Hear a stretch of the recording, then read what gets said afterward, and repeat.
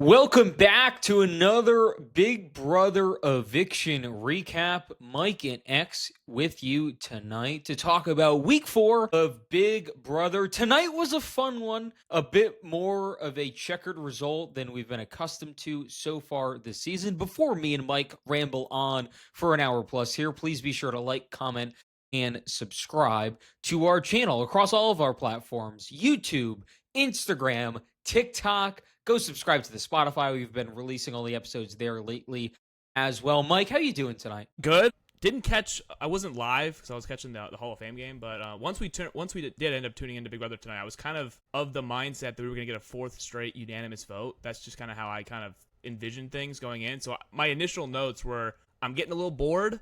I know we were raving about the season the first couple weeks about how it's starting off really good, but a fourth straight steamroll vote would have been like, okay, I gotta admit this is kind of getting a little boring. But we didn't go that way. We ended up kind of we pivoted a little bit. So that kind of surprised me how this thing ended up playing out. But the first half of the episode, I was kind of just like, okay, this is like the plan to save Drew. It didn't end up mattering, obviously, but it just felt like we were not getting anywhere. We were getting the same results every single week with the HOHs and the nominations and the not even a split house, really. Everybody just kind of following and voting with the house. So initially I was a little skeptical, but I come here now at 9:52 Eastern time, ready to talk some Big Brother. I think tonight changed a lot of things. So it ended up being an 8-3 vote. Lyric going home over Melody. The blockbuster was won by Drew, who completed a Paw Patrol 3D puzzle. Now, I will have a rant about this sponsorship later in the episode, or at least on our socials. But for now, that's what it is. And it seems like the producers were trying to show us how we got to this point of how Drew was getting this rallying cry from D, from Devins, from Angela, of all of a sudden, we need to save Drew. And they did it so quickly because this is only a few days in the works. This started on Tuesday. There was some stuff going on yesterday, and then today it seemed like everything seemed to formulate. So, Mike, let's talk about how this week went. So we started with Haley winning HOH, okay? And her target was weird because it seemed like for all these last few weeks, she wanted Lala gone. She hated Lala. It was never really expanded on to why she hated Lala so much. If you're a Feeds watcher, the reason seems to be that Lala doesn't act her age. They hate her cooking. She's too motherly, even though they call her like mama and all that stuff. There's this weird, we don't really like Lala doing all this stuff for us. We'd prefer if, she treated us like adults, but we're going to call her mom and still have her do everything. It's a weird dichotomy. But regardless, for whatever reason, Haley was the one most offended by this. So she wanted Lala absolutely out of this house. Can't stand her. All of a sudden, she seemed good with Lala, and they were fine. They had a little reconciliation, and she turned her attention towards Taylor, who apparently was laughing too much when Jason was hitting the kettle last week. Now, I went back to the episode. I did some retcon. Seemed like a lot of people were laughing, or at least smiling. But apparently Taylor was doing too much. Right. I think Kamu was even sarcastically laughing as well. So that was kind of. How could you not laugh at that? Even if comedic. It was at you, it's a stunt. It's ridiculous. You can at least think a little less of yourself and laugh at the joke. Yeah, I mean it's one of those things where it's just comedic, and I think even Kamu found it comedic. The only person who really didn't find it funny was Haley. I think she mentioned if he does that in my face, I'm gonna snap or something like that. Everyone else kind of was just okay, let him do his thing. He's gonna go home if he doesn't win Blockbuster, obviously. So you kind of just let them have their moment, I guess. As long as it's not pushing the boundaries. But yeah, it seemed and by the way, Melody as well. So it went from she was anti-Lala to, and this is, by the way, if you don't watch the feeds and you only watch the TV copy version, it's pretty easy to find out that she was going to win HOH because they just randomly started showing us a bunch of times that Lyric and Melody talked, or not Lyric and Melody, Haley and Melody were talking smack about each other. They just kind of crammed all this in. They went back to day 3 or 4. They were just showing us all the times that they talked about each other's bodies or the way they spoke. And Mike, not to get you off, everyone talks crap about Haley all the time. No matter who she put up, they could have manufactured something because no one likes Haley. Right. And by the way, Haley vice versa was also talking crap about the other women. So it's yeah, 100%. These women don't like each other is the kind of the meat of the story here. So it wasn't surprising that Haley won, because why would they be showing that as? Why would they be showing all the her versus Taylor? I guess Taylor made a laugh, and then the her and Melody jabs that they both threw each other at random times. So they were kind of setting us up as okay, her targets are one of these women for reasons that kind of don't have to do with the game at all. Kind of just personal reasons, I guess. Like, they don't like each other personally. I don't think it's anything game related. Like, obviously, they're not working together. That goes without saying. But you're right. It did seem like she was anti-Lala. But once she got power, she was like, Taylor's been talking some smack about me. Melody's been talking smack about me. Maybe I just go after them. That's kind of, I guess, what her strategy is. I don't know. She didn't really explicitly say who her target was. I think it was like Taylor, Melody, Drew, let's put him up as a pawn because we don't like how he's playing. He's shady. Did she explicitly say a target? I don't think she really had one in mind. I believe on the feed she mentioned it was Taylor. And she said basically that laughing thing was too much for her. And however ridiculous that may seem, people have gone home for less. So there is that. Drew was the quote-unquote pawn, but it seemed like everyone else in the red corner wanted him gone. No one seemed to really want Taylor gone. Drew was the target. And Angela and Dee for the last few weeks have been just putting on this avalanche of stories to the likes of Kamu and Chuck and Haley about how shady Drew is. And eventually, even Devins just kind of had to go along with this of Drew's playing in the middle, he's a snake, he's all of these things, so I guess we have to get him out. And it's one of those things we talked about last week where if you say something enough times, eventually you're just going to believe it. So I'm not sure Devins believed it at first. He did always push back, and Kamu, to his credit, multiple times was like, well, there's no evidence to this. None of what you're saying really makes sense because, yes, he's playing the middle. Yes, he's close to the other side of the house. But he's coming back and telling us everything. Like, he's doing what he's saying, so what's the issue here? And eventually, after enough just badgering, even Kamu just forgot the evidence portion of his argument and was like, Drew equals bad. I guess that's what it is. I guess that's what we're all doing. He also forgot his final two. He also forgot his final two with Drew, apparently. He was like, yeah, that's yesterday's news. He's shady. It was basically a sheep mentality created by Angela. She was the one who had this issue that spawned into someone like Haley, who now is the HOH and puts Drew up as a quote-unquote pawn. I feel like she knew what she was doing there. She was giving her alliance the option to take out Drew if they so pleased, and that was the nominations. Even up to the veto, which Taylor won. Taylor comes down. Lyric goes up as her replacement. Drew seemed like the number one target, and then if Drew won Blockbuster, Melody would be gone because the pair of Drew and Melody were too strong. They're showmance adjacent. It's like a flirtmance, but they're a duo at this point in the game. That's how many of these house guests view them. So they just have to go. No matter who's up, they have to go. Until Dee all of a sudden had a kind of come to God moment, which, by the way, Mike, I said last week on this exact program where I said, this whole Drew thing is incredibly stupid because it doesn't make logistical sense. If you just think about it for more than 1 second, the entire time Drew's been talking to the original crossover alliance, he's been talking about how he's been just annoyed with Chuck and Haley for the most part. Eventually, he grew to like Kamu, but I think you could lump Kamu in with that. The red corner, the original trio. And Drew was never going to go at Dee or Devins in particular. Angela, he seemed totally fine with. So it made no sense at all to get him out.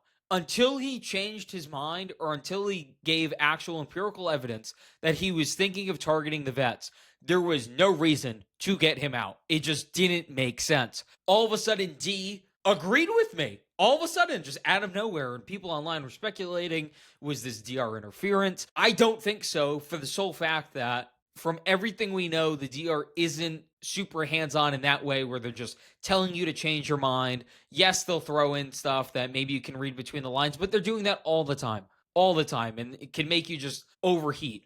And even in one of the conversations, Dee was talking to Devins about potentially flipping the vote and saving Drew. Devins, you can hear whisper to Dee, like, did production get in your ear? And she said no. So, or something along the lines, like, was this from the DR? And she says no. And I trust her because Dee's a great player. As Devin said tonight, she's one Survivor. She's know what she's doing. And good players eventually come to the right conclusion. Mike, I think something that's very interesting is a few weeks back, we talked about how Angela was playing masterfully for the first week and a half of the game. She was really taking her emotions out and she was letting the vets kind of take the reins of the situation, and she was taking a step back and she was analyzing everything else more strategically this time, and it seems like she did her homework.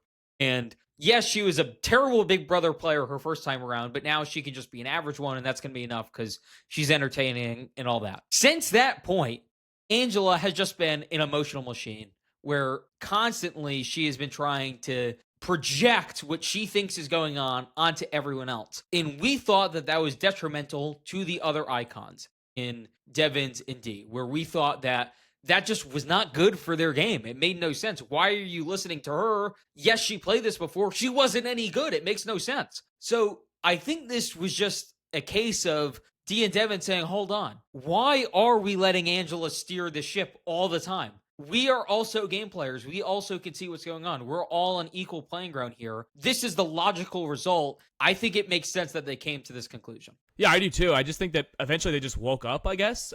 But I think that, like, Sunday's episode, I believe Devins was so taken aback by something so, like, minuscule of Drew saying, yeah, he would target Chuck and Kamu, or Chuck and Haley, because he doesn't like Chuck and Haley. Like, yeah, they're a part of the tool shed, but it's an 8-person alliance, and it's the two people that are not in your core. Like, he's not like he's targeting D, who was your number one, or Angela even. Like, he's going after not the icons, the red corner minus Kamu. So for Devin to act like that's like blowing up his game, which I think is what he mentioned. He's like, Drew is essentially going after people I'm working with. It's like, it's almost like he was so team red corner that I was like, okay, like, is Drew that much of a detriment to where if he's going after the red corner, that's a bad thing for your game? Because I actually think it's a good thing.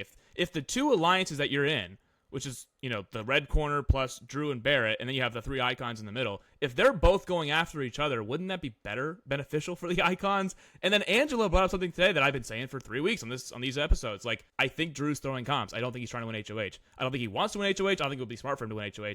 And then D was like, yeah, that's better for us. We can win some. We can win the HOHs now. If he's not trying to win them and pick a side, essentially. So yeah, like, all the points of getting Drew to stay made sense, and it's like they realized it too late almost. Or not too late, obviously, but he did win his way off anyways. But they essentially had him up initially as a pawn, but then Devins, I think, was like, if he's up as a pawn, why don't you just, like, at that point he's got to be the target. Like, you can't just, like, nominate your alliance member allegedly in the tool shed and then have him sit there and expect to just, like, at that point you got to take him out. And that looked like that was the plan all the way, like, honestly, maybe even pre-veto up until, like, whatever it was. I believe after Taylor took herself off the block and it was Lyric that was the renom. I think at that point they were starting to start was it Tuesday, like a Save Drew coalition potentially, but he was the target for like half the week. Like, it was like he's going home unless he wins veto or blockbuster, because it started as a pawn like the very first night that they were like, let's put him up as a pawn. And then by the time he hit the block, they were like, let's just get Drew out of here. He's bad for all of our games. And then they had an epiphany and they were like, well, actually he wouldn't nominate us. Devin says that explicitly in his diary room confessional tonight. He's like, would he actually ever go after me? No. Would he go after someone I'm working with? Yeah, maybe, but that's like not that bad for my game, actually. So I think I guess they just woke up and they were like, I guess Drew is not that bad for our game. He is still, like, he's not going to pick a side. He's not going to win HOH. So you have no issue of keeping Drew in the game for now. He may be a worry later on.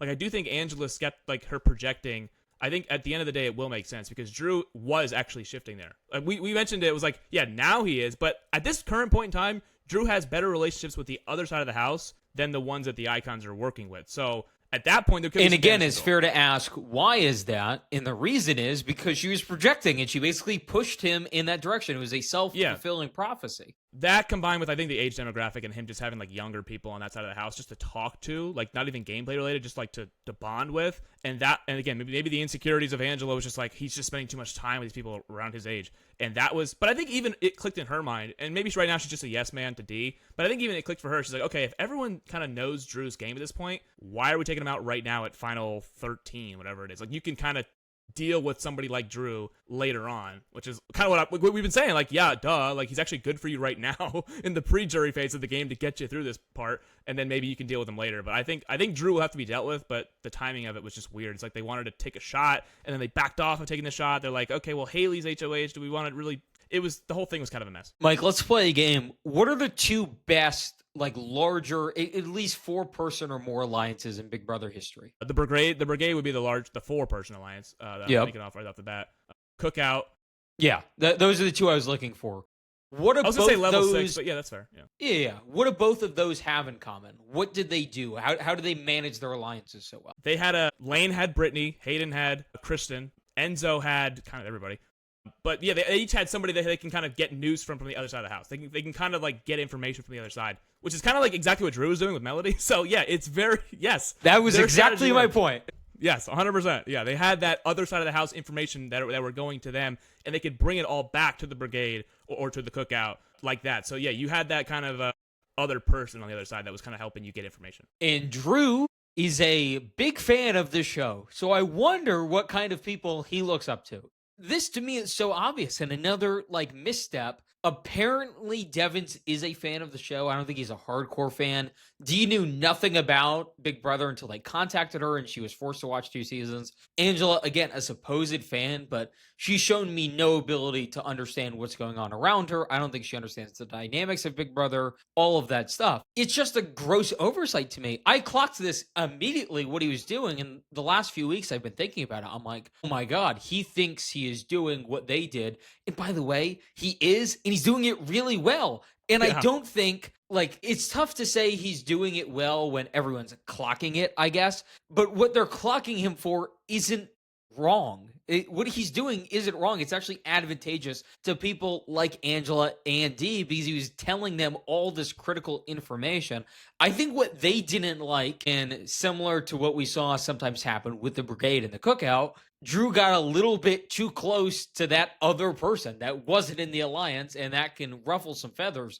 But why not just let him have that other person for now? It's still pre-jury. And we talk about this all the time, Mike. Survivor is a all-out sprint from the get-go. If I compare this to track, it's like a 400.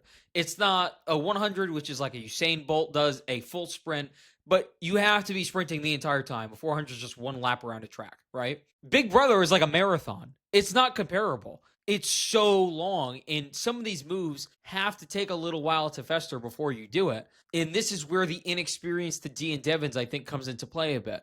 Drew can have Melody for a few more weeks. That's fine. He can have her. You can take out people like Mallory. You can take out people like Yash, like Haley, like Taylor, all these people who you're not necessarily rocking with, that you're not connected to let Drew be happy for now. And then you have the hard conversation. Hey, pal, we're going to need you to pick a side now. And if you don't pick a side, you're going out and she's staying here. And it's that simple. And it's hardball. And we saw both the Brigade and the Cookout have those tough conversations. And that's why they worked. This alliance, this crossovers alliance with the 3 vets and then Drew and Barrett, looks on paper to be of that caliber. And I thought they were going to try something of that ilk.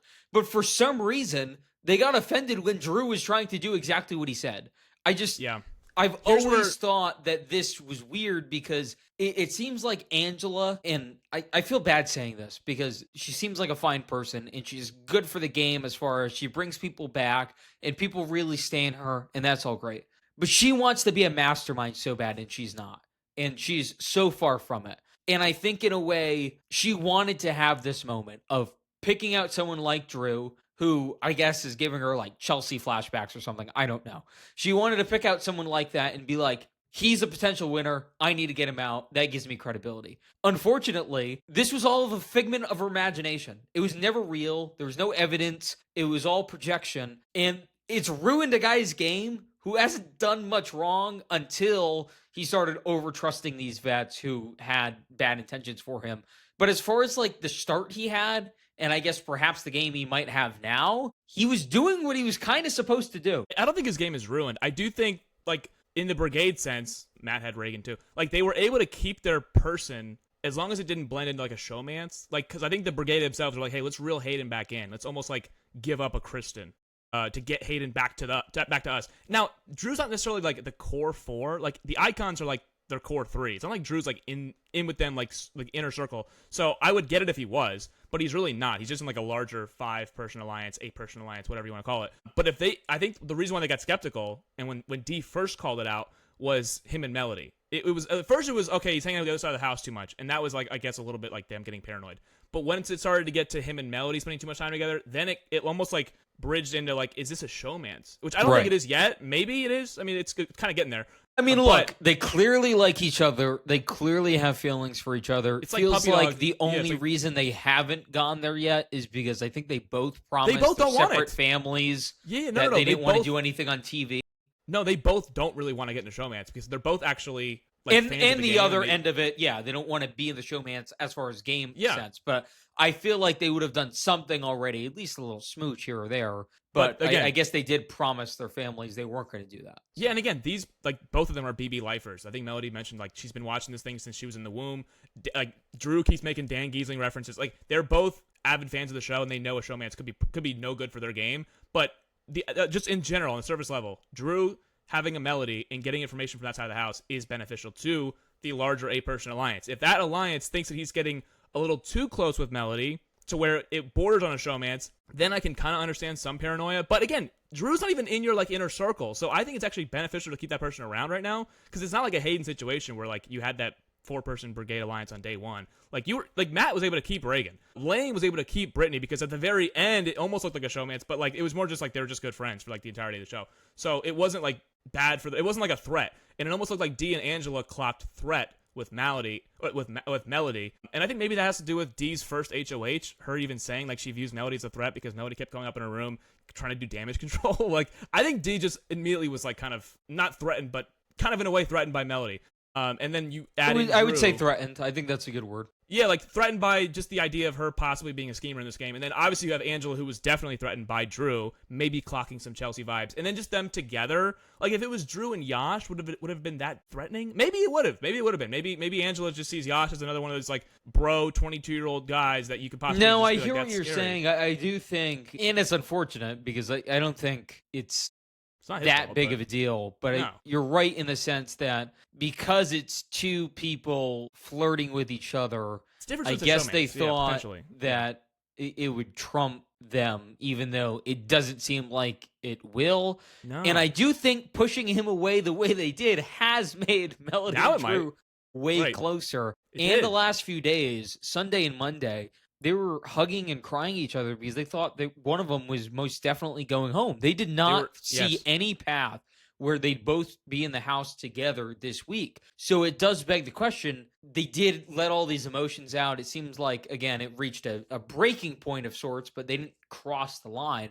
But now they're still together. So will they cross that line, and will that good be a point. thing? I do want to talk about the notion of saving Drew. So naturally, they didn't have to because he won the Paw Patrol 3D puzzle. But in any event, they did hypothetically have the votes to save Drew, and that was going to be the plan. If he was on the block tonight, he was safe. I would be curious if that information comes out. And the reason I say this is the vets handled this so poorly. A few weeks ago, Devins, when he was HOH, talked about how it would make a lot more sense to, when you put Drew up, it has to be like a back door. So that way he's just gone. He doesn't have a chance to get his legs back underneath him.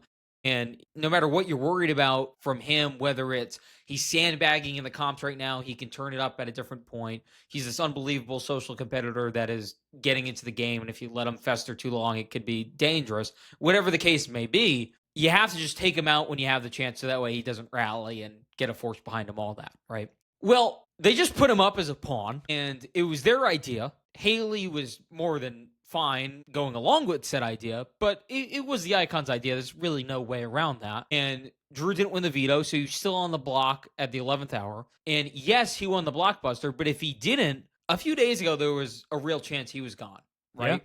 Yeah. So if that information gets out, Drew can assess, hold on, yes, I'm going after the red corner, but the vets didn't really stick their neck out for me, right? This was their own doing, because right now he thinks that the vets, in a way, saved him in Melody, and they did him a favor by saving his girl, right? That this was a favor for Drew. They were going to save him no matter what, and they saved Melody here. So the vets in his eyes are gold, and he just said as much. The fees just came back on after the episode, and he was talking to, I believe, Mallory and Melody, and he was like, the vets stuck their neck out for us, right? But he doesn't know, and he has had no idea He's still oblivious. that he was the target this entire time. He does not know the full story. If he does know the full story, which is out there because of how sloppy the vets have been the last few weeks, just going up to pretty much everyone, talking about how dangerous Drew is and how much he needs to go home. They've let all this get out, 100%. Wouldn't it have just been better at the end of the day to get him out if you could? Because you just ran his name through the mud, and now you were scared of exactly what you were scared about the entire time.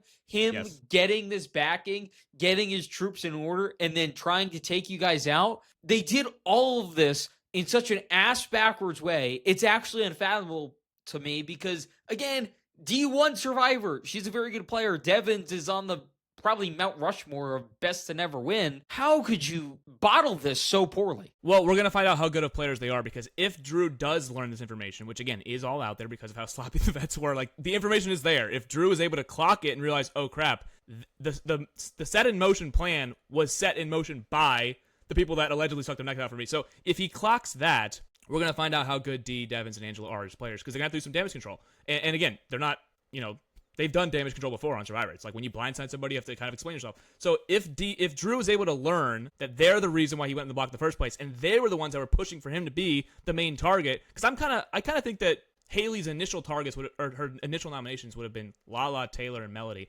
I don't think she would have put Drew on the block. It was just she said she didn't want to put 3 women on the block, though. That's right. So and then it obviously just it laid in her. Obviously, she couldn't put up Yash because she promised him, and she did promise Lyric, and she obviously put her up. But neither here nor there. I don't think she really was going into the HOH saying I'm putting Drew up until the idea came to her. Like I didn't see her say I want Drew up for sure. I think it was like, okay, Taylor, Melody, got to find a third. I don't want to be it was weeks of this endless seed planting by specifically the D and Angela more than anyone. Of course. Of just saying, hey, Drew's a little shady, don't you agree? And they're going to be like, I guess. And by the 18th time, they're going to be like, yeah, Drew's shady. Yeah, I see right through it. Yeah, no, they just keep throwing Drew under the bus. That was kind of like the 3-week plan that was laid out. First it was Rome, then it was Jason, then it was like we have our eyes set on Drew. But again, I guess maybe it was Monday, Tuesday, whatever it was. They just kind of were like, maybe Drew's actually good for us. And maybe it was Haley just kind of was tiring everybody out in her long HOH reign to the point where they're like, okay, well, we know Drew would be going after Haley and Chuck, who we kind of don't really like. But again, I don't really know because, again, even as somebody who's trying to keep up with the feeds as much as I can, I feel like they've gone back and forth so many times. I feel like D and Devin specifically, and I guess you can include Angela, but D and Devin specifically have been like, are we team red corner? Are we team crossover? And it feels like, depending on Can who I wins talk HOH, about that for 1 second, Mike? Here's the problem that they have. They do not like Chuck, Haley, and Kamu as people very much. That is very clear from the feeds. However, I think they wanted to align with them because they think they're more easily manipulated. And they're also strong players. They can win HOHs and such. I think something that's been happening the last week or two is Kamu had the blow up at the tea party. Haley just seems miserable to be around. And Chuck, I know you don't see much of him, but no one can stand the guy. So that's when what you're I keep hearing. Having these issues over and over again, and the weeks start going by, all of a sudden the logical reason you want to work with those people starts to just be less appealing. And you're just so sick of them as individuals. If you can try to take them out by, again, not your own means, but having basically a hitman like Drew come in and take the shot for you, that seems a bit more appetizing rather than having to sit and listen to Haley just drone on about how much she hates everyone in the house. It does, but again, it feels like had the past 2 HOHs not been red corner people, would they have already like? That's the other thing too, Mike. The recent history of the power being in the red corner has made that decision a bit easier for them to move away from Barrett and Drew and get closer to the red corner. Of course, with winning comes power, and I guess every time they keep winning, Devins and D are like, I guess we're just fully team red corner. And then by the end of the week, by the end of this episode, they are not team red corner because they just obviously blindsided Kamu, Chuck, and Haley because they didn't vote with what they thought they were going to vote with. So that alliance has obviously deteriorated. So they've kind of, in a way, picked a side. Yet, it would be interesting if like a Kamu or a Chuck wins the next HOH because, again, the initial reason why they wanted to team up with these people is because they are strong players and they are winning. So by them winning, they can keep themselves safe. So it's obviously smart to align with them early. And I get that if you're D and Devins, you want to, like, if they win the competitions, which again, they have won the competition so far. The first 4 weeks has been won by, the first 2 weeks basically had to be, the first week had to be an icon. So it was D, handed to her. Second week, Devins wins. The following 2 have been won by red corner people. So they have had no chances to kind of, cross faith, if you will. So I think they obviously like Drew and Barrett more, but by Drew saying, I'm going to go after the people that you're working with, that, I guess, made him a target. And then obviously in D and Angela's minds, he was just too, with the outside of the house. So they had their reasons, but if you look at it like logically, I don't think the red corner can win every single HOH. Obviously now the red corner's in the minority vote, so they just got blindsided. For the first time this season, we have an actual like vote that didn't go the way the entire house was thinking it would go. Like Haley was shocked. I know she couldn't vote, but she was shocked that Lyric went home over Melody. Obviously Kamu and Chuck, very surprised that Lyric went over Melody. So basically, they are now in a position where they kind of have to win because the house got flipped. Obviously D, Devins, and Angela could have just went with the red corner and Melody would be gone right now. because it didn't matter what Barrett did, it didn't matter what Drew did, it didn't matter what Mallory did, it doesn't matter what Lala and Taylor do. They did not have the numbers unless obviously the icons came in. So this is kind of the first point of the game where it feels like they're kind of picking a side. But I would be interested to see, depending on who wins HOH next week, what D, Devins, and Angela do. Like, are they actually declaring war on the Kamu, Chuck, and Haley's? Not quite, Mike, because as this is unfolding, I've been scouring the internet to get updates. Here's what's going on right now. So Haley does not think that the icons flipped. She thinks that Dee and Angela voted with Kamu, and that was the three that voted to take out Melody. So that's a bit comical. Wait. Later, she thinks that Chuck flipped it. Well, that doesn't make any sense. Yes. Like, logically, that can't make any sense. So she thinks that Dee and Angela voted with Kamu. She's been having issues with Chuck lately, as has Kamu. There's been a fracture there in the red corner. So she thinks that Dee and Angela are with her. Chuck is the one that flipped, and then Devin just didn't know what was going on. And then Haley floated out the idea, there's been these powers going around. What if one of the powers was to flip the vote? Because it matches perfectly the 8-3. That our alliance has the 8, they have the 3. What if it was to flip the vote? That could make sense. And then they were like, oh, that's a very good idea. I mean, low key, it should have been an 8-3 vote tonight, and it should have been Melody going home. So I get why that theory could be out there. Melody knows immediately, however, who voted her out. So I do think that the cat will get out of the bag eventually. Information travels in a weird pace at this house because Melody told Drew, we know the 3 are Kamu, Chuck, and Yash. Dee and Angela are lying to them, which is totally fine. I'm not saying anything. Don't say anything. Don't tell Yash you know. Obviously, she's saying not to say that, but it's Thursday at 10:24. Who knows how long that'll last. That'll be out there, yeah. So that'll get up. As of right now, again, as we're recording, they're not mad at the icons yet because they don't know what they did, which to me is how bad can you be, but whatever. Well, that's always classic. Before the HOH is won, it's all hell has broken loose. After the HOH is won, information will start spilling, and it will likely be spilled to the whoever wins the HOH will demand answers, and those answers will be presented because you don't want to go on the block. Like you would be like, yeah, I did this, or yes, this person flipped. It'll be really dependent who won. Imagine a Chuck HOH win. Chuck's like, I want to know who flipped. Haley, you think I flipped? You're going like it would be pandemonium. Yeah, obviously the HOH would want to know what the heck happened with the vote, especially if it is Kamu, Yash, or Chuck who were in the minority 8-3 vote. They would be like, okay, where were the 8 votes? Like who just flipped? And if they get word that it's Dee, Devins, and Angela, they could be on the block, and then obviously then you can see Devins or Dee use their power, whatever the case may be. But that would be pretty interesting. But right now they don't know. And again, usually that's kind of how it is before the HOH happens. It's like helter skelter. You don't know what's going on. And then after the HOH is won, everybody sits down, they all start whispering, and then you get the information eventually. But right now, if what that is being reported right now, which is kind of, I love how we have like live reporting during the episode. You like that? Like, the feeds are up, and we're getting information like right now as it comes in. So if Haley is oblivious right now, or she has a conspiracy theory that the vote was flipped, there was a power involved, whatever the case may be, that would be also interesting television to see how this all dangles out. She's also telling Drew to be careful how much he bounces back and forth. He's done great the last few days. He just has to be careful who he trusts. Apparently, she's telling him that his back is 100% cleared. I think all of us have to pivot and figure out what happened. So there's a lot of weird stuff going on with the tool shed, which seems to be of the past. I did want to make this comparison of the vets trying to take credit for saving Drew. We didn't necessarily get that, but I could see that happening in the next few days where perhaps the narrative they try to spin is Haley, Chuck, and Kamu actually did want you out, and we had to step in, and we were trying to be good alliance members at first, but eventually we were like, okay, we're Team Drew. We have to step in here. Big Brother 23, Kylan was trying to save Claire, and there was this weird incident where there were 2 veto necklaces, and whoever won the veto got the veto necklace, and then you had to bet on someone else to win, and if you bet on the correct person, you get the veto.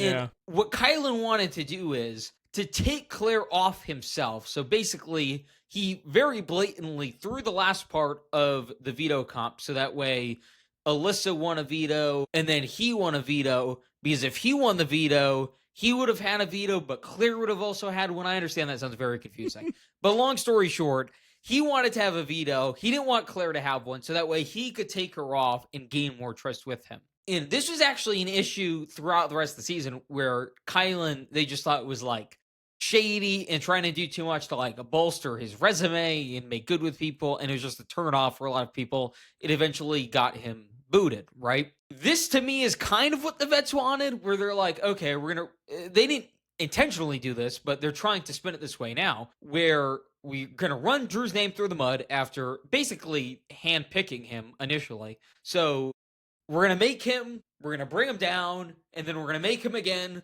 So that way he's even more loyal to us than before. How genius are we? Drew's not that dumb, unfortunately, and he has acted that dumb for the last week and a half. But when the mound of evidence is the size of my room right now, how long is he going to sit there and be like, oh yeah, Devins has my back. Oh yeah, D has my back. Because that's been the ongoing joke with Drew the last week and a half. When they've been shitting on him to everyone, which we'll talk about the scope they've done that to in a second. When they've been shitting on him to everyone, Drew's been like oblivious. He's like, oh, I love the vets. What are you talking about? No, this can't be true. And a few days ago was a kicker where Mallory told Drew, you don't have the votes. You have to figure something out here. Drew didn't believe her. So will Drew eventually put all the pieces to the puzzle and realize what was going on before him? I feel like at this point, Mike, it's only a matter of time. They've simply been too sloppy the last few weeks to have Drew not figure this out. They have been sloppy, but again, they could also just be better damage control people than the red corner. Like, they could spin it as the red corner always wanted you out, and whose word do you believe, mine or theirs? Like, you could spin it that way. True. It's 3 people saying one thing, 3 people saying the other thing, and, Drew would have to make his mind up. And I think ultimately, at the end of the day, the vets have all the powers. There's no power apps going to the red corner people. So again, I just think winning is what's important at this point, and I think that Drew will go wherever the winning goes. So if the vets have the power, I think whether he believes them or not, he'll just be like, you know what? I like you guys more. I don't really care whose idea it was to make me the main target. As long as you guys save me at the end, at the final witching hour, you guys were able to. I don't know. Like, maybe he could do it like that, but I genuinely just think that, like, as sloppy as the vets were, they still have so many advantages in this game. They have the powers. They probably could win on HOHs if they really need. Like, they have the ability to rope him back in easier than a group of people that he doesn't like to begin with have to do damage control themselves. Like, if Haley and Chuck are doing damage control to Drew, who he already doesn't like, how easy would it be for Drew, D, and Angela to get back into good graces? I think they're good players. I don't know why I said Angela, but I think they're good players. I think they're good enough to possibly get Drew, who he has been oblivious the last couple of weeks to what's really going on. If he stays that way, they could be able to still get him back on their side and be like, yep, it was all the red corner. Kamu, Chuck, and Haley, that's who we're going after now. Come on, Drew, you're back in our good graces. Let's go cross over to the end. Like, there's still a world that can reel him back in, I think. So here's the issue with what you just said. And it's the vast amount of people, specifically D and Angela, have thrown Drew under the bus too. So they've never mentioned this on the TV copy, but we talked about it last week. There's this alliance that's kind of an alliance. Again, take all these with a pinch of salt. But Angela, D, Lala, and Taylor. Basically, the formation of that alliance was for D and Angela to soft launch an attack on Drew to them. That was one of the crux of their talking points that they had with each other. Of course, the 3 members of the red corner. And then D and Angela have gone so far to even bring Yash in. They showed this in the episode where D, Kamu, Yash, and Devins formed the Wolf Pack. And part of that was, again, to bring Yash closer and say, hey, Yash, he's really shady. Drew, we have to have the votes to take out Drew. Yash, you have to be in with us. We know you like Drew before that, but we don't really like Drew, and you can't like Drew either. And funny enough, Mike, the last few days, Yash has just distanced himself totally from Drew because he thought Drew was gone. So now Yash is going to look a little shady to Drew, and perhaps the way Yash can get back in the good graces, like, hey, brother. Rat out the vets. Let's rat out the legends. I just feel like so many people on this cast know the legends were running Drew through the mud. Like, it's just simply too many. People that probably should never have known this information, Lala, Taylor, Yash, they know. They have a great understanding of what's going on. And it seems like even Mallory was kind of putting it together when, again, my aforementioned comment of she told Drew, hey, you don't have the numbers. If Drew didn't have the numbers, that means the icons weren't voting for him. So she had to have been able to clock that at some point as well. Not to mention his man Barrett, he didn't tell Drew what was going on. He stayed silent. So would Barrett eventually flip and be like, hey, I'm sick of playing the bottom. He keeps saying that, by the way. He keeps saying he's sick of playing the bottom. He's sick of this alliance, but he does nothing to show otherwise. What is he supposed to? Everyone keeps saying that. What is he supposed to do at this current point in time? Why would at he least ever tip say Drew off? Not before the veto. There's no way you can do that. That would be so bad. No, it'd have to be after the veto. He could obviously tell Drew, it's like, hey, look, the numbers are not looking good. But again, like, you don't want to be the renom. If that got out, Barrett's going back on the block. And by the way, Mike, Barrett is allegedly throwing comps just like Drew. Yeah, smart. So he thinks he's fine in the game. Yeah, and he is fine in the game. Unless he did that right there, which is tell Drew, who was the target on Monday before the veto ceremony, that you don't have the votes. If he was to tell that to Drew and Drew to run back up to Haley, Barrett would go up on the block as a renom instead of Lyric, and Barrett's game would be down the toilet. So right now, Barrett's doing exactly what he needs to do. He's nowhere near anywhere to sway anybody in palette. Like, he doesn't like the people that he's working with, but the people that he's working with that he doesn't like are HOH, like back-to-back weeks. So he has to kind of just do nothing but kind of just ass kiss, if you will, and just be like, yeah, I'll go down with whatever you say. And obviously he likes Drew more than those guys. So it's just one of those things where now that the dust has settled, and again, it doesn't matter anyways because Drew won his way off the block. But I think if Drew was on the block tonight, I think that Barrett would have kept him. I do think he would have kept him. I don't think he would have gone with, the plan. But, we'll see. And again, I do think, so Lala, Taylor, and Yash have all the ammunition to kind of go after the vets if they want. They have the ammunition. They have the information that can obviously soil the vets game. The question is, will they use it, and will they have a chance to actually have power to influence and kind of like sell their point? Because obviously you can be correct in this game, but perception is also something too. Like, Drew has to buy what you're selling, and if again, I know they've told a bunch of people, so he'd have different corroborators, obviously. So it doesn't look good for the vets. But I'm just saying, if these people can't win anything, it won't matter. Like, they're still gonna get picked off if they can't win anything. They could have the information, which is obviously good. Information is key in this game.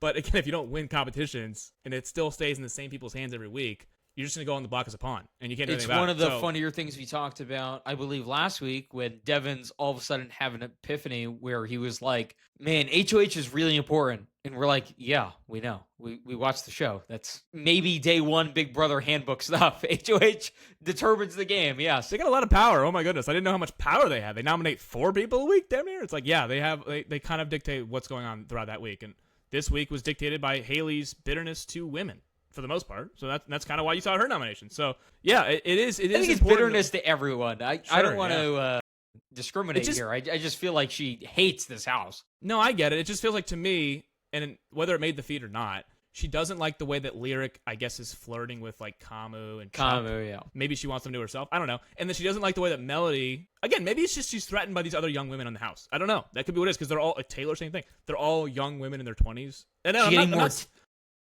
not getting the same attention as they are. I don't know. Perhaps? I'm not trying to stereotype it and be like she's just targeting the 20-year-old women. I'm not saying that. I'm just saying, like, I think they don't have the same. They have differences. That's what it is. Like, there wasn't. I don't think. Yeah, you're saying it without saying it. I'm saying it without saying it. Yeah. I'm not saying that she's going after a certain group of people. That would be obviously not what I'm saying. But it just feels like, same thing with again. Every HOH is different. They have their reasons for go after people. I think her nominations were, for the most part this week, just people she didn't like, which is fine. HOH tonight is the wall comp. We'll talk about our predictions for that in a little bit. First, it's going to be our stock report of the week. We need a sponsor for this segment. Robinhood, whoever wants to reach out to us, let us know. We're going to start with stock up this week, Mike. From the last week of Big Brother heading into this wall comp HOH competition tonight, whose stock has risen the most? This is an interesting one. I actually had Angela down as right answer. I said that Angela's laid low, but she's not really. My actual stock up answer is Taylor.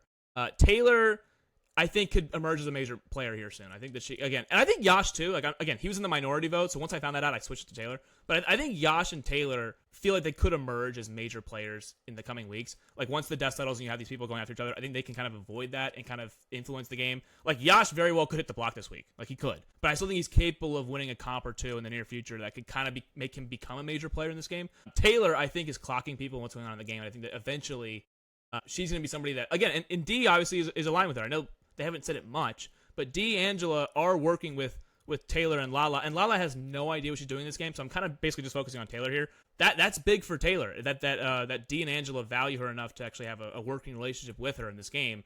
And I think D even mentioned in the storage to Angela, she's like, we're still good with Taylor and Lala, right? And Angela's like, yeah, I think we are. And if we can get their votes, we can get Drew to stay. ultimately they did get Melody to stay, which is kind of, I guess, the plan B to getting Drew to stay. So obviously she has some pull with the vets. The vets value her opinion, and I think ultimately when you see this side of the house war that's going to go on, I don't think Taylor's going to be somebody that's going to be at the forefront of everyone's targets. Maybe Haley still has it out for Taylor, but I don't think anyone else really is like, okay, Taylor's got to go. She's a big threat in this house right now. Maybe down the line she will be, but I think right now for the next couple of weeks, I think Taylor's in a good spot. My worry with Taylor going forward is, could she just be a perpetual nomination each week because she's not affiliated with anyone and she's just on the block so much? We've seen this happen. There's just weeks where you don't even really know who to target. So you just have to take out the person that's always on the block and kind of is that seat warmer. So that to me is an issue with Taylor. However, I'm choosing her as well because I think she's incredibly smart. I think she understands the house layout better than has been portrayed on the TV copy.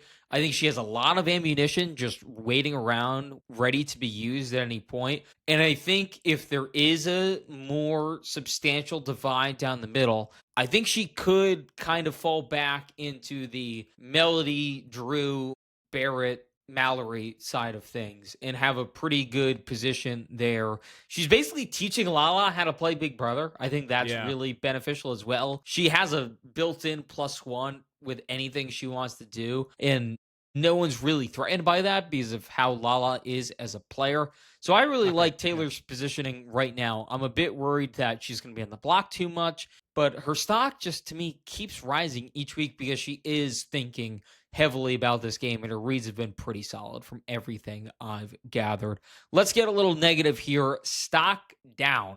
It was going to be Lyric. I was totally prepared for Melody to go home and me saying Lyric stock down. We're running out of people that were team Lyric. But instead, it's Kamu and Chuck for me. I know it was Kamu last week for me.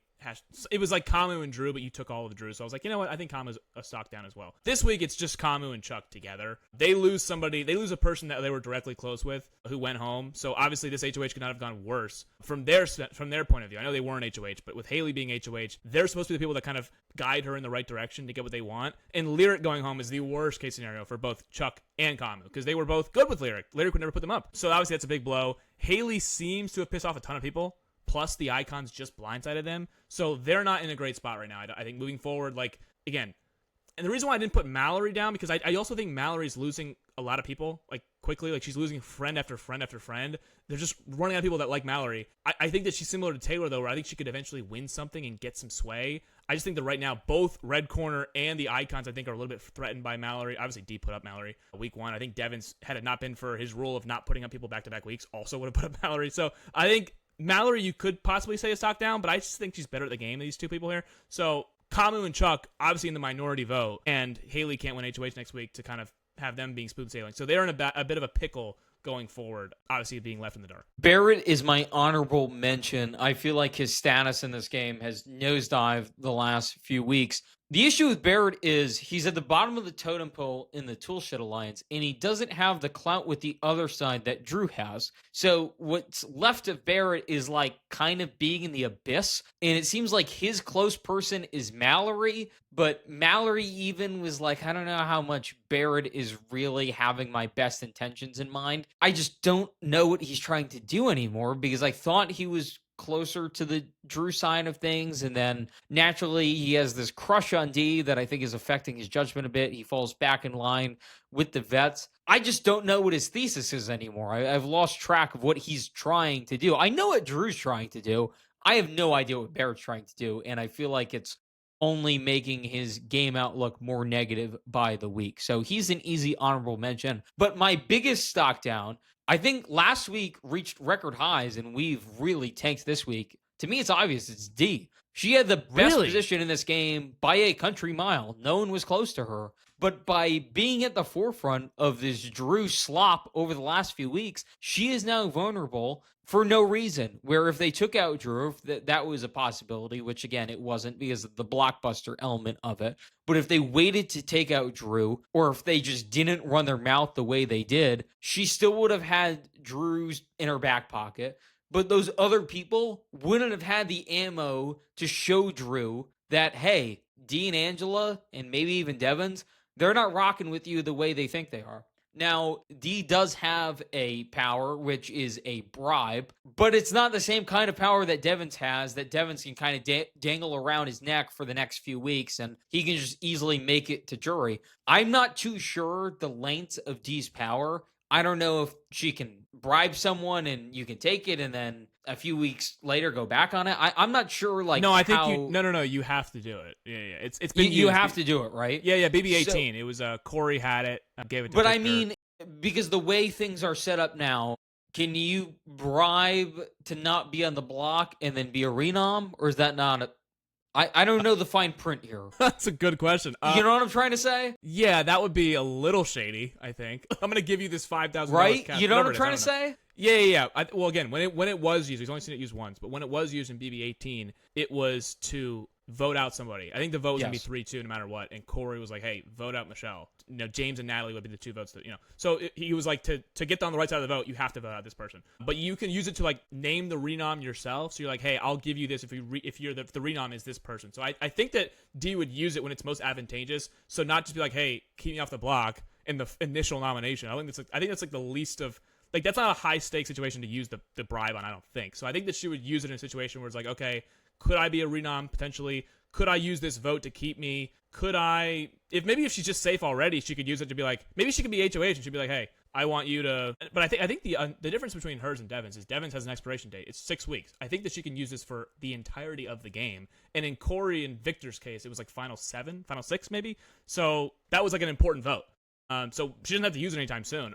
I'm surprised that this is a stock down. She was like an HM Real stock quick, up for Mike, me. I don't know if you know the answer to this. Do you know if she is a replacement nominee, if she can be like use her bribe to make sure that that doesn't happen? Even if, like, let's say I'm the HOH, I'm putting her up. Could she retroactively be like, I'm going to give you this bribe so you have to choose someone else? I don't think so, right? No. I don't think she can literally take herself off the block. But if she does waive a whatever that cash prize is, I don't know exactly what it is. Is it like 10 G's? I don't know. I think it's 10 grand. Okay, yeah. Like, if she waves that around and this person would be like, okay. Again, and it was so weird because this is genuinely going to be like a first time thing of seeing. It's a very weird power. Yes, if you want to call it is that. because at the time of when it was used, Corey, Nicole, Victor, and Paul were in a 4-person alliance. They had already established a 4-person alliance, so he was going to vote Michelle out anyways. Victor was just like, hey, I have to use this bribe. I'll give you 10,000 to vote out Michelle. And Corey was like, yeah, sure. I'm doing it anyways. I'll take the free 10K. So in that case, it was a little bit different because Corey and Victor were working together. In this case, it would be D having to use it. Like, again, maybe she's using it on somebody that wouldn't put her up anyways. And it's just like, hey, just do it because, you're getting 10K and it's like a free gift. Just don't put me on the block. And maybe they had no intention of doing it anyways. But I want to see that play out to where it's like, oh, wait, D's the target. Can she use this to actually change her stance in the game? Because that was not seen the last time this bribe was even used. So I think the idea of the bribe, which again, we've only seen once, is to get that right there to be like, okay, she's going to go up or she's going to be voted out. But this bribe changes the way it's like, okay, maybe we can get her next week. I'm going to take the 10K and we'll keep D this week. maybe that's going to happen. And if that actually does happen, then of course that power is very important. That literally saves her game. If it's just one of those things where, she doesn't really actually have to use it and it was going to be null and void anyways. And if she I don't can't, know. like, retroactively, if she's just backdoored, which in this case is you still get to play the blockbuster, but you know what I mean? If she's tossed in as the third nom and is the target, like, how would it work then? So we don't really know the logistics behind it, but no matter how you want to squeeze it, do they know? It is way less powerful than what Devins has. And that's why she's my stock down, because Devins can afford to be a little bit sloppy because no matter what, he has basically a jury pass in his hand. D does not have that. She has this bribe, which is good, but we don't really know how good it is. And I think it can get her to jury, I think. It could get her to jury, but we don't really know if she can even use it. Like, if she doesn't know she's going to be the renom, then it's kind of moot. Who cares if she has 10K? Like, I guess she could pay 10K for a vote, but then everyone else could vote her out besides the icon. So it's one of those really weird things. It's advantageous. It could be really good. It could also be absolutely nothing. And that's why she's my stock down, because if Devins does have to flaunt the veto, you know what's going to happen next. okay, Devins, we won't put you up. I wonder who we're going to put up instead. And then if she gets wind of that, yeah, she can use it there. But then Angela's on the block, and then Dee's vulnerable the rest of the time, where Devins necessarily wouldn't be, because, again, no one's going to really want to put him up because he can make the renom. I wonder if someone would kind of call his bluff, be like, I don't care. I'll put up 2 other people I want out, and then you have to waste this, and we can get you next week. I could see that coming into play as well. But as of right now, I can't foresee anyone putting up Devins until jury. So therefore, if I think the Icons had a bad week, D is the one who I think has the stock down, because let's face it, Angela, no one cares. I mean, they're sick of her already. Some of them, I can see it. I think she's. However, I just don't think she's a big enough fish to fry at this point in the game. I kind of think D's like running the game. So I mean, I wouldn't put her as my stock up, I but agree I with think you. she's. I thought she was running the game. Yes, I hate the word agency, but we use it so much in Survivor, I'm going to use it again. I think she has agency in this game. I think she has sway. I think she has like actual pull. I think people will buy what she's selling. So even if she's, I comped the D, Devins, and Angela flipping the vote in this tonight to Tom, Colby, and JT, the infamous tomorrow we make our apologies, tonight we make our move, and they completely flipped the vote. Obviously, they got Sari out in the idle play by Tom, but in this case, D, Devins, and Angela kind of did pick a side here by kind of, declaring, hey, we're taking Lyric out. We're going to keep Drew and keep Melody. In either scenario, they were keeping Drew or Melody. So that's kind of a big deal. Like, do they have, I think D's a good enough player to kind of deal with the damage control and possibly still be able to work with Kamu in the future despite voting on the wrong side of Kamu, like a guy like him. I think Chuck is just dumb enough. Again, I don't know enough about Chuck, but I think he's dumb enough to possibly still buy what D is selling him. And then Haley is an ice queen, but she can't compete next week. So I don't think D is in an imminent danger. But again, could be depending on who wins HOH. It could be. She could be in imminent danger. But I think ultimately she's a good enough player. I'm basically just banking on D. From what I've seen through 4 weeks, I don't think anyone is as good a player as she is at this game. Or any of these games, really. I don't think so either, but I think she thinks that too, and I think that's an issue. Most definitely. It'll be an issue When you think your stuff doesn't stink, that's always an issue. There's no doubt about it. I think she's hit that point, and that's why I'm a bit weary of her moving forward. I thought she was by far in the best position in this game. I don't think that anymore. Not even close. I don't think she's in the best position. No, that's why she's not my stock up. But I think that ultimately she is. Like, if I was to do like a front runner, if the game ended on day whatever we are in now, day 39 or whatever, if the game was to end right now and a jury was to decide who wins, I think D would win the game. I think she's winning the best game. But yes, long way to go. It's a marathon, not a sprint. These 2 Survivor players are coming out of the gates sprinting when it's mental warfare. Like, that's why I think these people that are not getting heard from at all, the people in the abyss, so to say, they usually come out at the end and win the damn game. So right now, yes, Dee's got to wipe off the shtick of she's better than everybody else, because I think she is. I think she knows she is, obviously. But she's got to make sure that no one else catches on to that, because then she's a huge threat. She has a target on her back, and then it's like Survivor 50, where she came in with a huge target. No one there was no way she could have won. She was basically DOA the second the jury happened, or the second that the merge happened. She was just like, okay, we got to get D out now. She's just too good. So I think in this scenario, she has to be able to avoid people catching on to how good she is, because I think right now she has pull. She immediately switched the Drew vote, or the Drew Melody vote, in like 30 minutes. It was like Drew or Melody are going home tonight, and then like I look up, I'm like, oh wait, no, they're not. D just changed the entire plan. It's like, oh, really? Just like that? That's pretty. And easy. honestly, we saw this be an issue with her on 50 because she very severely miscalculated who she was with. Shouldn't have said anything to Emily. Yeah. It was close with people that she shouldn't have been, and none of it made a ton of sense. So I think, in a way, and yes, the filming of that was last year, but this just aired. So no, that's it feels a great point, fresh though. to her. So I feel like she's trying to retcon some of the issues she had on Survivor 50 now. Well, what you just said is they've been so sloppy, they've told everybody everything. What got her out in 50 was telling Emily something she should not have told Emily specifically, because Emily has a loud mouth and she will immediately tell to somebody else. So she's told Lala, Taylor, Yash, a bunch of different people other stuff about Drew. So yeah, she's basically doing the same thing she did in 50 of just telling too many people. And then again, it could bite her in the ass if word gets around, and if these people are smart enough, which I'm not so sure they are. If these people are smart enough and they catch on, okay, Dee is kind of the one running everything and that she's kind of influencing everything, then she could be in some trouble. Yes. Last segment of the week, our finale each time. Who's in the best position in the house? We kind of just teased who wasn't, but Mike, who is? Who is in the best position in the house? Oh, gosh. Let me look at the people again. Let me look at my cheat sheet. Boy. You do that. I'm going to give my answer. Yeah, go ahead. It's close right now. I don't think anyone's in a awesome position anymore. I think the Icons were. I think they were running everything pretty clearly. but because of the sloppy gameplay, I feel like everyone's a bit more even at this point. So therefore, I'm going to go with Devons because of the icons, of the sloppiness. He's the one that has the amazing veto. He's the one that can do damage. He's the one that no matter what, he's probably making it to Germany. Yeah, I kind of agree. I think Devins is the safe answer. I was actually gonna go with Angela. I can't believe I'm saying this, but I think Angela's in a pretty good spot. She doesn't have a power like the luxury of Devins or D, but I think that right now she's. I think you mentioned it earlier.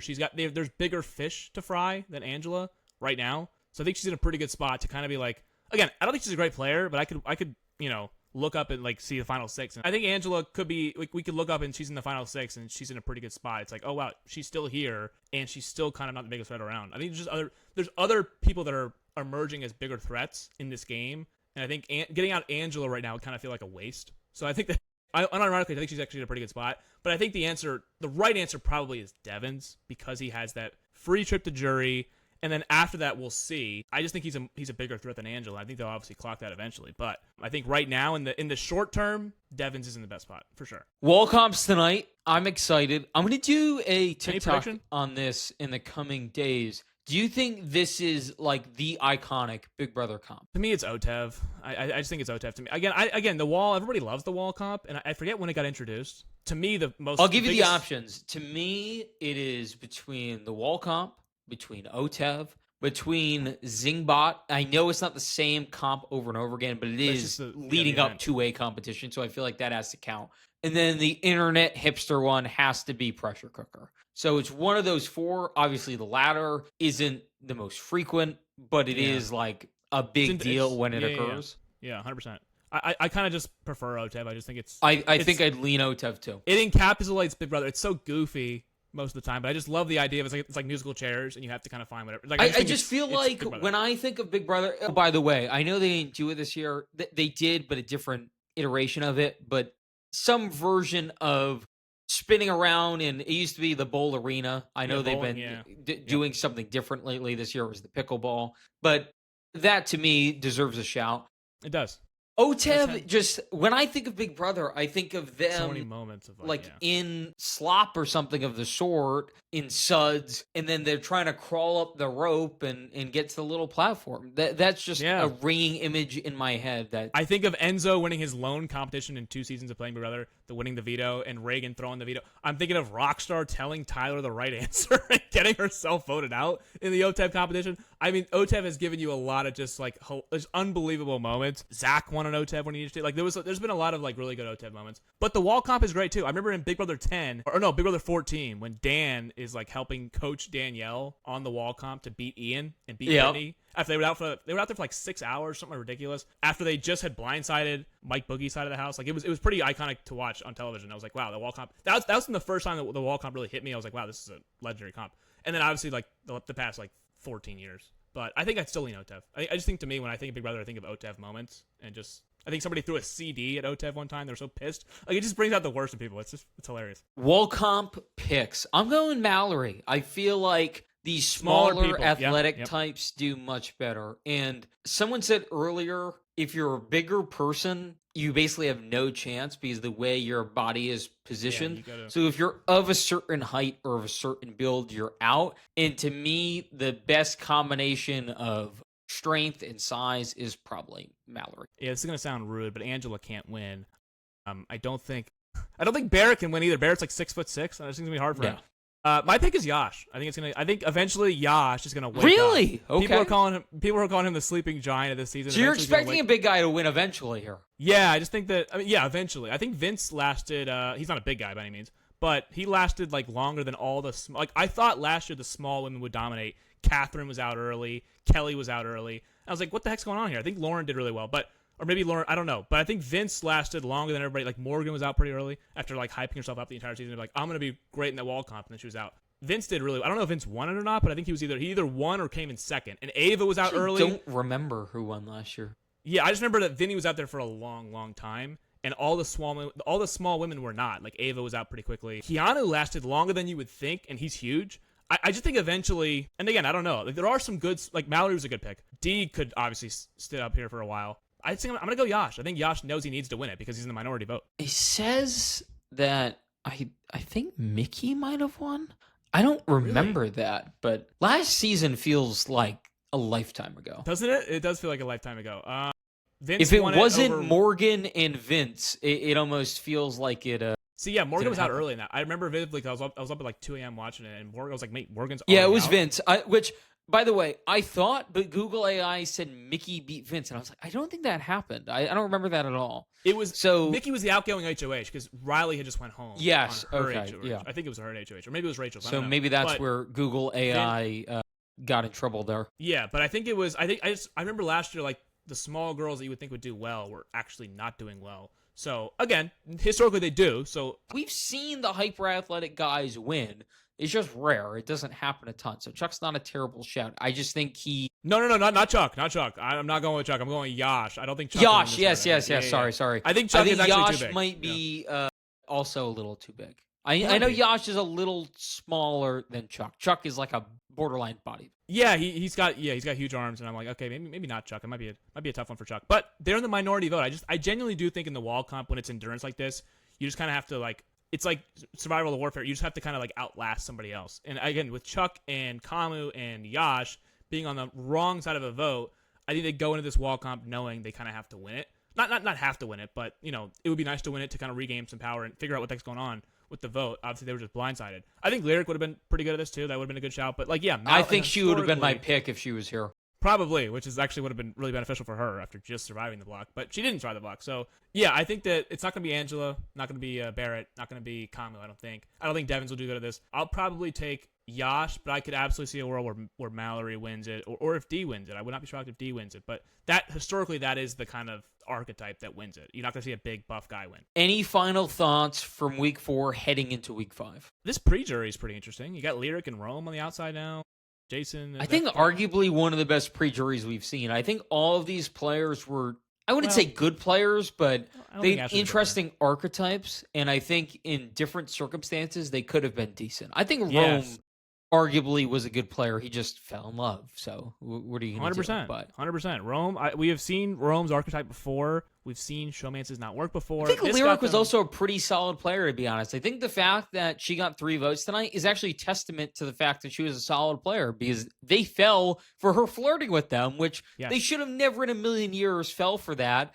Rome on his way out had this big dip kiss with her, and somehow she was still able to recover and talk to these other people. However, Kamu was so into her and Chuck was so into her that she was seen as a threat, and they wanted to take them out from the knees. So. Yeah, a threat not to them though, to Haley. I think the one flaw in Lyric's game, I guess, was normally when you go up to the HOH and you basically just say, "Hey, I'm throwing my game away to hop on with you guys." Normally that's enough. They're like, "Okay, you're not coming after me. That's good enough for this week. You're not my target." With Haley, she like clocked immediately. She was like, "Oh, if you're willing to leave them, I don't trust you at all. I actually trust you less." So I think she kind of got a tough HOH because normally that kind of flatter your eyelashes and bat your eyes. Normally that kind of stuff works with the HOH. You can kind of escape the block and skate by. And if it was Kamu or Chuck, the rebound would have been Mallory, not her.